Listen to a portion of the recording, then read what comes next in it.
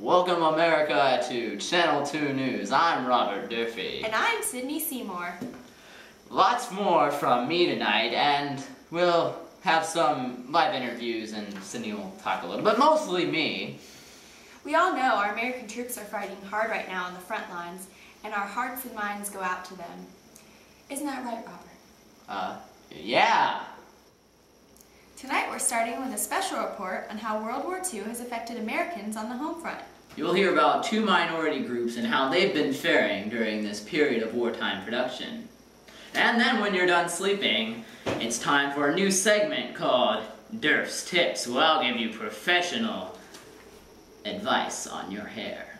I mean, they could have given Sydney a segment, but, you know, of course, then she'd have to compete We'll with start me. with African Americans. As industry booms, more and more African Americans are moving to northern and western cities. This hasn't been an easy move, though. That's right. Racial tension has been a problem in many cities. The largest incident broke out in Detroit, where over 100,000 black and white citizens were involved in a riot. We'll go live with Smither Austinson, who is filming an interview with Betsy Jefferson, a witness of these horrible events in Detroit. Thank you, Sydney. And now I'm here with Betsy Jefferson.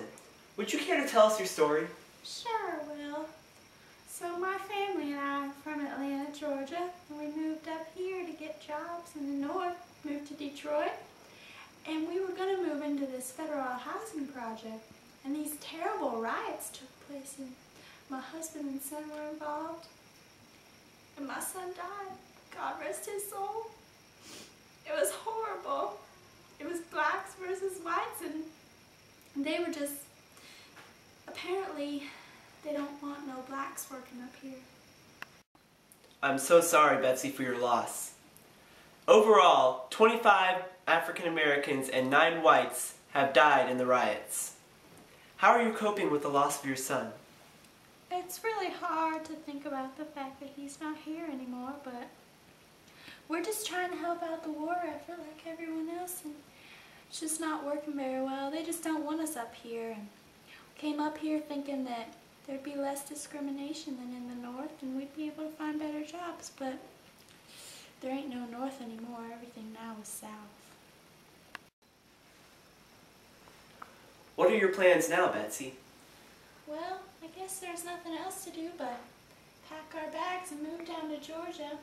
We can pick up our life again working on the fields. Thank you for sharing your story. Back to you guys. All of this because African Americans are trying to move into a federal housing project. Shocking, isn't it? Oh. Boy. All this racial tension actually stems from the workplace, where more and more blacks are competing with whites for jobs. True. As we said earlier, the increase in war production has provided good jobs for African Americans all across the country. About 2 million blacks work in factories, steel mills, and shipyards. Even African American women have found new places in factories, rather than domestic servants like they used to be. Oh, a happy ending then. Not quite. Discrimination is a large problem for these workers. Though African Americans are in these industries, many are still largely composed of whites. For example, in 1940, only 240 of the 100,000 Americans in the aircraft industry were black. And, I mean, even government jobs and military jobs are segregated. But one man is standing up and fighting for African Americans. A. Philip Randolph is proposing a victory, not only over fascism, but also here at home, against discrimination. I bet FDR would like to focus on the war and put these side issues on the back burner. I wouldn't blame him if he ignored the issues altogether. But he didn't. Randolph was persistent and presented FDR with a list of demands outlawing discriminatory practices in government sectors. He even threatened to march 100,000 African Americans on Washington, D.C. Wow. And FDR did focus on the issue. He passed Executive Order 8802, which banned discrimination in all government agencies, job training programs, and companies doing business with the federal government. Plus, the Fair Employment Practices Commission to ensure equal treatment for minorities in war industries. Certainly a triumph for equal rights. Yeah, but listen to this. A GI named Lloyd Brown was kicked out of a Kansas lunchroom because he was black. Yet the lunchroom served German prisoners of war. A Executive Order 8802 should outlaw this kind of practice in the armed forces, and hopefully it'll be enforced. Discrimination is a problem for African Americans, not only in the Army, but everywhere. Blacks are searching for jobs and moving to cities, and until now, all they met was an unfair workforce and communities filled with hatred towards blacks. Executive Order 8802 will solve problems in the workforce, but as for violence, all we can do is hope that black families won't have to go through the same thing that Betsy Jefferson went through. Yeah, great. And now for today's segment of Durf's Tips. Today we're going to talk... Don't you care at all about the situation? It's serious. Kinda. I don't know. Don't you care about the rights of African Americans? Not really. I'm not African American. You jerk! My hair!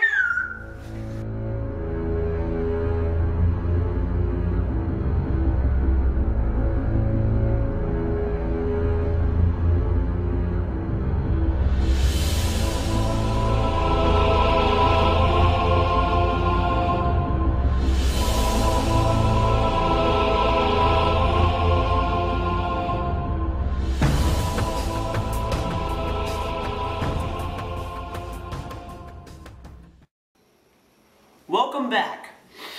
I'm Smither Austinson. Robert Durfee had what he called a horrible emergency and had to leave. Sorry if you wanted to hear his new segment. I'm not sorry. Okay. Now you hear about our second group, Mexican Americans. As you may know, many Americans fled to the cities to find work. Yes, and this migration has left rural populations strained, especially in the West. Not to mention the farmers who joined the war as soldiers. Indeed, in response to this, FDR created the Bracero program. This program brought laborers from Mexico to work on American farms with short-term contracts. Right now we bring you Robert Durfee, who is interviewing one of these migrant workers. Hello, I'm here with George Alberto. It's Jorge. Jorge Alberto, whatever. Why do you have a bag over your head? I had a bad hair day, okay? Somebody must have my hair in it. I don't want to talk about it. Well, my first question for you, sir, is how did you end up coming to America? Through the Bracero program, I was able to come to America to make more money for my family and I.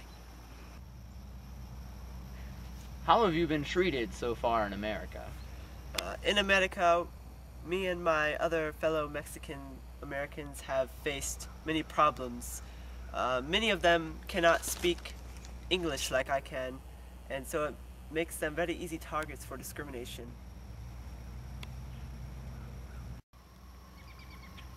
Well, what are your plans for the future? I'm only on a short-term contract for during the war. The discrimination has bothered me a little bit, but I'm much better off here in America than I was in Mexico. Hopefully there is some way that I can stay in America. Well, you heard it firsthand here with George Alberto. Back to you guys in the studio. Sadly, just like the African American population shift, this shift in Mexicans to America has also led to some hatred and discrimination. But this is nothing like what's occurring in Los Angeles, where the Zoot Suit race riots are taking place. For those of you who may not know, a zoot suit consists of a long jacket and trousers tightly pegged at the cuff, fully draped around the knees and deeply plaited at the waist. The Mexican Americans wearing these suits usually belong to gangs, and these gangs are facing trouble in Los Angeles. In July, soldiers stormed Mexican American neighborhoods and beat up Zooters. They then stripped them of their clothes. Local police forces then jailed the Zooters, but not their attackers. It's a sad truth. Many Americans associate all Mexican Americans with gangs in Los Angeles. This leads to senseless violence, not based on right versus wrong, but rather race versus race. It seems both African Americans and Mexican Americans face unwanted prejudice, whether they work on farms or in the factories. At least there are committees now being formed for Mexican Americans too. However, there's a long way to go for both groups. Yeah, whatever. Want to mess up his hair?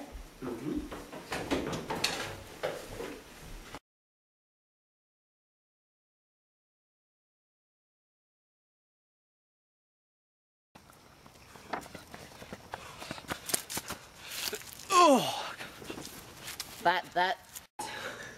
Don't Austin, ready? Please. break me Ready? awesome.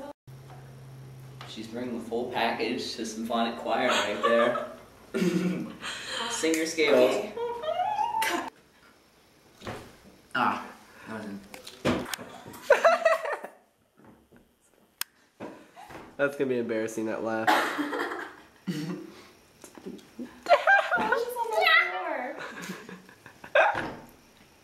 You say my house is dirty? No. I can kick you out of here right now. This is my house. Do it. I will throw this bun down. I don't want your And I buns threw it on anyway. the ground.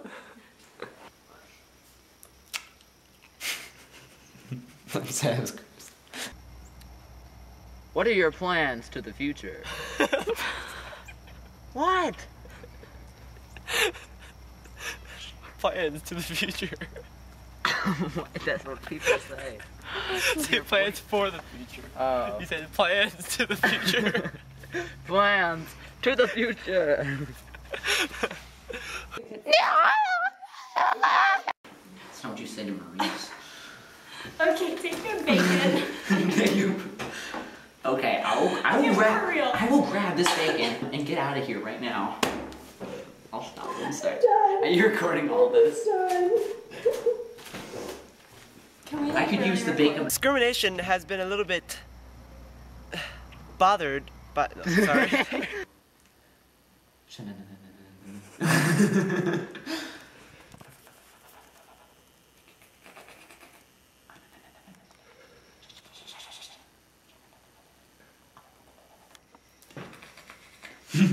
I am only on a short term.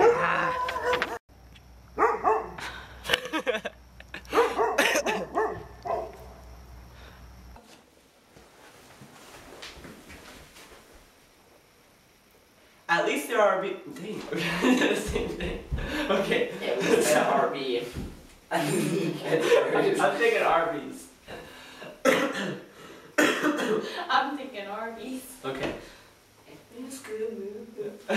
Good move. I hate those The guy's crashes. voice cracks like every time. Oh. Okay, that didn't hurt. Okay, here we go. Here we go. Here we go. If you say it was their RB, I'm gonna punch you. Austin, can you please Okay, focus? I'm sorry. You're gonna mess something up now because we're so unfocused, go.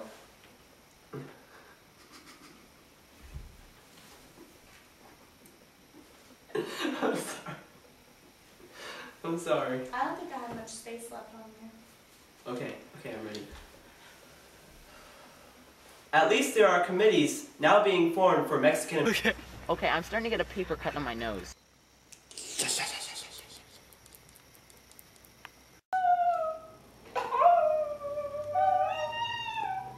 Soldiers stormed Mexican Americans. Why are you filming me right now? Neighborhoods it had beat. Just say in July. Don't say July. Look at.